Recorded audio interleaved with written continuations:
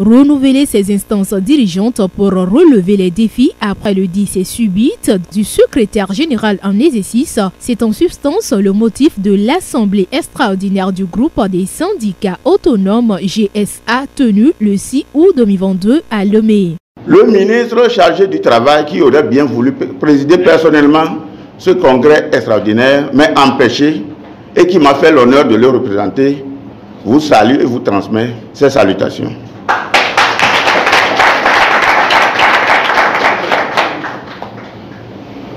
Le bureau qui sera sorti de ce congrès est appelé à œuvrer dans le sens de l'apaisement, dans le sens de l'union et dans le sens de l'amour du prochain.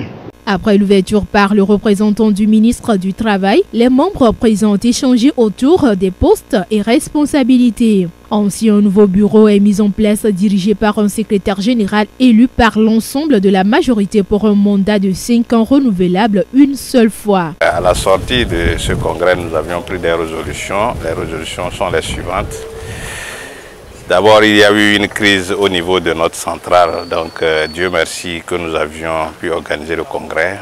Dorénavant, maintenant, on s'est inscrit dans la logique de la concertation et du dialogue. À un moment donné, il peut y avoir des problèmes. Après les problèmes, maintenant, il faut qu'on discute maintenant pour trouver des solutions. Ce qui est important pour nous, c'est la défense des droits et des travailleurs qui est important. C'est un problème d'intérim qui est né.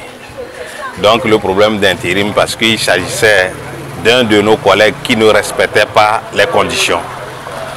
Après nous avions fait un consensus pour permettre la centrale d'évoluer, mais nous avons constaté qu'après le temps, le problème s'enlisait et puis nous avons pris notre responsabilité pour pouvoir maintenant régler définitivement ce problème au niveau de la centrale.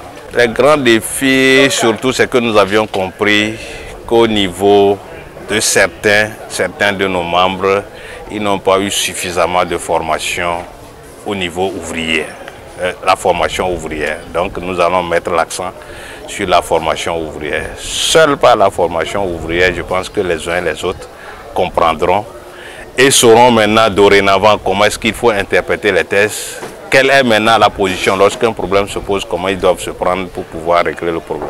Il est à rappeler que le GSA est au-dessus de toutes les organisations syndicales de banque au Togo.